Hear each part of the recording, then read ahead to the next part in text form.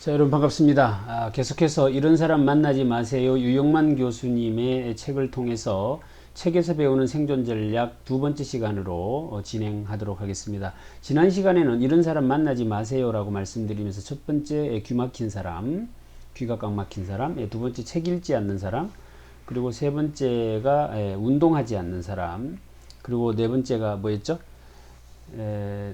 저도 얼핏 기억이 안 나네요. 불과 5분 지났는데, 이런 사람들을 만나지 마라 이렇게 이야기를 했었고요. 그 다음에 이번 시간에는 2부 3부에 나오는 내용들을 가지고 여러분들 같이 한번 만나보도록 하겠습니다. 2부는 이런 사람 피하세요 라고 되어져 있습니다.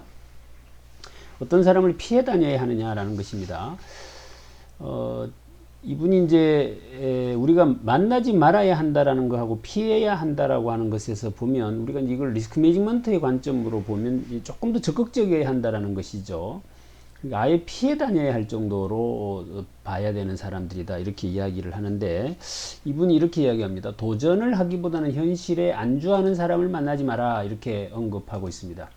현실에 안주하는 사람을 만나지 마라. 그러면서 이분이 소개해 놓고 있는 책의 내용 중에 이 마지막 어휘라고 하는 부분을 다루고 있는데요. 그게 어떤 내용인가 하면 미국의 철학자 리처드 로티라는 사람을 소개하시면서 이분이 쓴 책 중에 우연성, 아이러니, 그리고 연대성이라고 하는 책이 있는데, 그 책에 소개되어진 단어가 마지막 어휘라는 겁니다. 이 마지막 어휘가 뭐냐라고 하면 우리가 흔히 사명이라고 부르는 그것과 같은 의미인 것으로 지금 설명을 하고 있는데, 그러니까 마지막 순간에 내가 나를 판단하게 하는, 내 행동을 결정하게 하는 그 마지막 한마디의 단어, 그것을 마지막 어휘라고 한다. 그것을 가지고 있는 사람이 아니라면, 그것이 없는 사람이라면 피해야 한다라는 이야기를 하고 있는 것입니다. 그래서 개인 혹은 집단이 딜레마에 빠지거나 어떤 결연한 결단을 내려야 할 때, 의사결정이나 판단을 내리는데 최후까지 의지하는 신념, 그것을 이분은 뭐라고 표현하고 있는가 하면 마지막 어휘다 이렇게 이야기를 합니다.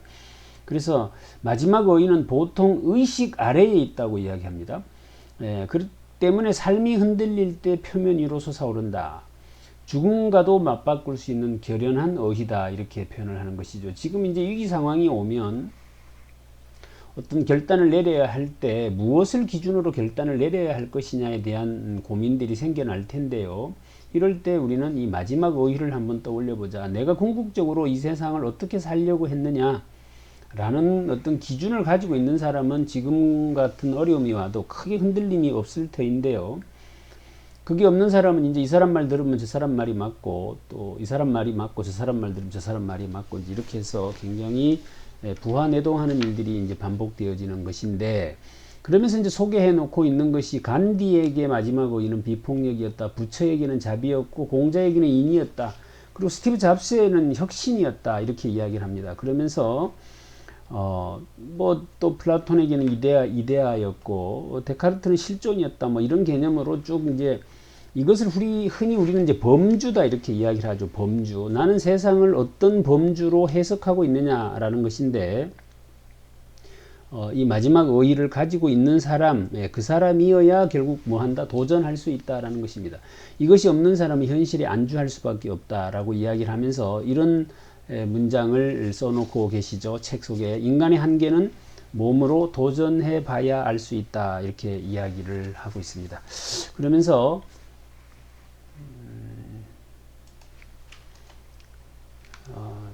이 두 번째로 피해야 할 사람으로 사소한 일상보다는 거창한 미래를 꿈꾸는 사람, 이런 사람, 특히 이 가정법 인생을 사는 사람을 피해라 이렇게 소개를 해 놓고 있습니다. 인생을 살아가는데 이 가정법 인생이라는 용어 어떻게 생각하십니까? 굉장히 저는 매력적인 표현 방법 중에 하나다 이렇게 생각을 했는데요. 이렇게 소개를 하고 있습니다. 엘리자베스 퀴블러 로스하고 데이비드 캐슬러가 쓴 인생 수업이라는 책에 소개되어져 있다라고 하면서, 가장 불행한 삶을 살아가는 사람은 가정법 인생을 살아가는 사람이다. 내가 만약 여윳돈이 생기면 해외여행을 떠날 거야. 하지만 실제로 여윳돈이 생기면 다른 물건 사느라 바빠서 해외여행을 못 가는, 이걸 제가 읽으면서 굉장히 뜨끔했습니다. 뭐 그렇게 좀 여유가 있으면 좋겠다. 시간적 자유가 좀 주어지면 좋겠다. 이렇게 꿈꿨던 제가 지금 코로나 때문에 굉장히 시간이 많이 남습니다. 그런데도 물론 뭐 해외여행을 갈 수도 없는 이런 것이 있다는 핑계거리가 있기도 합니다만은 국내 여행조차도 선뜻 이렇게 맘 놓고 가지 못하는 이런 일들이 결국 우리는 이 가정법 인생을 살고 있구나라는 생각을 그 부분에 있어서 나도 예외가 아니구나라는 생각을 한번 해보게 되었습니다. 그래서 이런 사람도 피해라 라고 이야기를 합니다. 그렇죠. 가끔씩 우리가 보면 뭐 잘 되면 해줄게, 아니면 어떻게 되면 해줄게, 뭐 이런 이야기를 이제 공약을 남발하죠. 이런 면에서 얼마 전에 우리가 치렀던 총선에서 뭐 낙선을 했던 당선이 되었던 간에 그런 사람들도 굉장히 그런 부분에서는 예외가 아닐 수 있겠다라는 생각도 한번 해보게 됩니다. 자, 그러면서 폴란드 시인 이 비스와바 심브루스카의 두 번은 없다라는 시를 소개해 놓고 있습니다. 한번 같이 읽어보시면 좋겠는데요. 두 번은 없다. 지금도 그렇고 앞으로도 그럴 것이다. 그러므로 우리는 아무런 연습 없이 태어나서 아무런 훈련 없이 죽는다.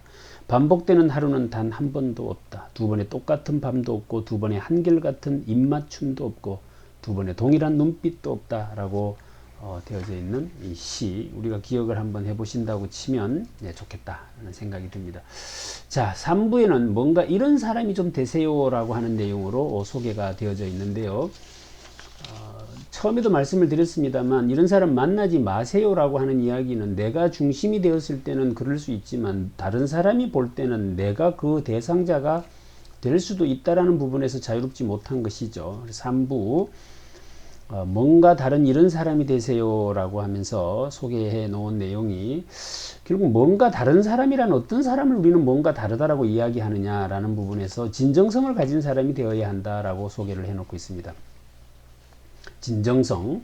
그러면서 아주 기가 막힌 문장이 소개되어져 있는데 제가 한번 읽어봐 드리도록 하겠습니다. 사람의 눈에는 그 사람의 심장이 올라와 있다라고 하는 박용화 시인의 심장이 올라와 있다라고 하는 구절을 인용 소개해 놓고 있습니다. 그러면서 눈은 그 사람의 마음이 지금 무슨 생각을 하고 있는지를 드러내는 증표다. 우리 흔히 눈은 마음의 창이다라는 이야기를 곧잘 하게 되어지는데 그런 표현보다도 훨씬 더 강력하게 와닿는 것이 눈에는 사람의 심장이 올라와 있다라는 표현. 굉장히 결국 이제 그러한 진정성을 가지고 있는 사람을 만나야 되는 눈 맞은 남녀가 보내는 눈빛을 본 적이 있습니까? 어떤 장애물도 필요 없고 높은 장벽도 단번에 무너집니다. 한마디로 속수무책인 것이지요. 그만큼 가장 강력한 빛이 눈빛인 것입니다. 라고 소개를 해 놓고 있습니다. 언어의 무게는 진심의 무게다. 체험적 깨달음의 무게가 실린 언어에는 말할 수 없는 진심이 담깁니다. 많은 말을 하지 않아도 세월의 무게가 실린 언어에는 깊은 감동을 받습니다. 라고 하면서 진정성이 녹아 들어가 있는 눈빛과 언어를 구사하는 사람, 이런 사람이 되면 좋겠다라고 소개를 해놓고 있습니다. 지금과 같은 상황에서 수많은 사람들이 이렇다 저렇다 원망도 하고 불평도 하고 뭐 이렇게 하고 있지만 그것을 묵묵히 들여다보면서 진정성을 가지고 거기에 조금이라도 참여를 하고 누군가를 도와주는 행위를 하고 뭐 이런 사람들도 있는 것이죠. 그러면서 그저 한마디 따뜻한 위로 배려의 말을 날리는 이런 분들이 진정성 있는 사람이겠다라는 생각을 한번 해보게 하는 내용이어서 소개를 드렸고요. 두 번째는 부족함을 알아야 채울 수 있다라고 되어져 있습니다. 이건 이제 우리 주역에서 나오는 궁즉변이다라고 하는 이야기와 맥락을 같이 한다고 이해를 하시면 조금 좋을 것 같은데요. 제가 부족함을 알아야 채울 수 있다. 내가 부족함을 알아야 옆에 있는 사람이 귀하게 느껴지죠. 내가 가지고 있지 못한 것을 이 사람이 채워줄 수 있기 때문에 이 사람이 귀해지는 겁니다. 그런데 내가 다 모든 것을 가지고 있다, 부족하지 않다라고 생각하는 순간 내 주변에 있는 모든 것들이 다 불필요한 것으로 인식되어질 수 있는 부분이 있는 것입니다. 그래서 여기에 신영복 교수님의 강이라고 하는 책에 소개되어 있는 문장을 인용해 놓고 계시는데 제가 빠른 속도로 한번 읽어봐 드리도록 하겠습니다. 사회의 본질은 부끄러움이라고 생각합니다. 그리고 부끄러움은 인간관계의 지속성에서 온다고 생각합니다. 일회적인 인간관계에서는 그 다음을 고려할 필요가 없습니다. 부끄러워할 필요가 없는 것이지요. 부끄러움을 느끼지 않는 사회란 지속적인 인간관계가 존재하지 않는 사회라고 할 수 있습니다. 엄밀한 의미에서 사회성 자체가 붕괴된 상태라고 해야 하는 것이지요. 라고 되어져 있습니다. 부끄러워한다는 말은 나와 상대가 애정의 연대로 엮여 있어서 나의 미천한 생각과 행동이 마음에 걸려서 몸둘 바를 모르겠다라는 뜻이다라고 이야기를 하고 있습니다. 조금 어렵습니까? 다시 한번 제가 풀어봐 드리겠습니다. 부끄러워한다는 것은 나와 상대가 애정의 연대로 엮여 있어서 나의 미천한 생각과 행동이 마음에 걸려서 몸둘 바를 모르겠다. 그 상태를 부끄러워한다라고 이야기를 합니다. 자, 두 번째, 이런 사람이 되세요라고 할 때 첫 번째는 뭐였죠? 진정성 있는 사람. 두 번째는 부족함을 아는 사람이 되어야 한다. 부족함을 안다라는 것은 즉 부끄러움을 아는 사람이라고 할 수 있겠죠. 그래서 우리가 수호지심 뭐 이런 개념으로 이해를 하시면 좋겠고, 세 번째, 사람다워지려면 자기 자리를 지켜야 한다라고 이야기를 합니다. 그럼 자기 자리라는 것은 어디가 자기 자리냐라는 이야기를 이제 우리가 궁금해 할 수밖에 없는데요. 이렇게 표현해 놓고 있습니다. 자신이 있으면 돋보이는 자리다. 이 이야기를 들으시면 굉장히 좀 이렇게 반론을 펴실 분도 계실 거란 생각을 해봐요. 자신이 있으면 돋보이는 자리에 대한 판단 기준이 누구에게 있느냐가 문제인 것이죠. 제가 주방에 있을 때 참 잘 어울립니다 라고 이야기를 하지 않겠습니까? 그러면 그것이 돋보이는 자리냐라는 것입니다. 뭐 그런 개념에서 충분히 논란의 여지가 있기는 하지만 어찌됐건 자신이 있으면 어딘가 돋보이는 그런 자리, 그 자리를 지킬 줄 알아야 한다라고 이야기를 합니다. 그러면서 이렇게 이야기를 합니다. 내가 설 자리인지 서지 말아야 할 자리인지를 구분하지 못하고 서지 말아야 할 자리에 서 있거나 이런 것들이 다 잘못된 것이다 라는 이야기를 하는 것입니다. 그러면서 이렇게 하는데요. 사람은 사람다운 사람과 사람답지 못한 사람이 있다 이렇게 이야기를 합니다.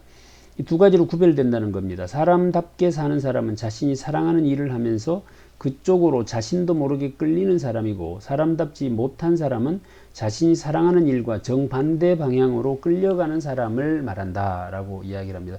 제가 오늘 아침에 페이스북에다가 이렇게 글을 한번 올려보았습니다. 바쁘게 사는 것은 따라가는 삶을 살기 때문이고, 힘들게 사는 이유는 어렵고 힘들게 살아가는 이유는 왜 그렇습니까? 내가 어떤 일을 만들려고 하기 때문이다 라는 생각을 해보았는데요. 그런 맥락으로 보면 내가 나도 모르게 그 일을 하면 즐겁고 흥이 나고 끌려가고 있는 일, 그 일을 할 때 나는 그 자리에 있을 때 돋보인다 라는 맥락으로 우리가 이해해 볼 수 있을 것 같습니다. 그러면서 이제 소개해 놓은 문장이, 기가 막힌 문장이 이제 소개되어져 있는데요. 그 문장이 바로 아우구스티누스의 고백록이라고 하는 내용에 나오는 문장을 소개해 놓고 있습니다. 같이 한번 읽어보시면 좋을 것 같습니다. 물체는 제 중심에 따라서 제 자리로 기웁니다. 중심이란 꼭 밑으로만 아니고 제 자리로 기웁니다. 불은 아래로 향합니다. 제 중심을 향해 움직이면서 제 자리를 찾습니다. 기름을 물 밑으로 붓더라도 물 위로 솟아오르고, 물은 기름 위로 붓더라도 기름 밑으로 가라앉습니다. 제 중심을 향해 움직이면서 제 자리를 찾습니다. 그런 질서가 덜한 곳에는 불안하고, 질서가 잡히면 평온합니다. 제 중심은 저의 사랑입니다. 사랑으로 어디로 이끌리든 그리로 제가 끌려갑니다. 라고 하는 이 아우구스티누스의 고백록의 내용을 언급해 놓고 있습니다. 그러면서 이런 이야기를 하는 것입니다. 세상에서 가장 행복한 순간은 자기 무게가 정착하고 싶은 목적지를 찾아가는 과정이다. 사과는 나뭇가지에 매달려 있을 때보다 땅으로 떨어져 있을 때 비로소 휴식을 취할 수 있다. 온천수는 땅속에 잠복하고 있을 때보다 땅 위로 치솟아 오를 때 유익하다. 모든 존재의 가치는 제자리를 찾아가서 자신의 진면목을 드러낼 때 나타난다 라고 이야기를 합니다. 돌을 허공에 던지면 아래로 떨어지고, 마른 장작에 불을 붙이면 불기둥은 위로 치솟으며 촛불은 바람결에 좌우로 흔들립니다. 본래의 자기 자리를 찾아 그쪽을 향해 움직이는 것입니다 라고 하면서, 우리가 불안한 이유는 자기 자리를 벗어나 있기 때문입니다. 자기 자리를 벗어나면 불안정해지고 제자리로 다시 돌아가면 놀라울 정도로 편안해집니다 라고 이야기를 하고 있습니다.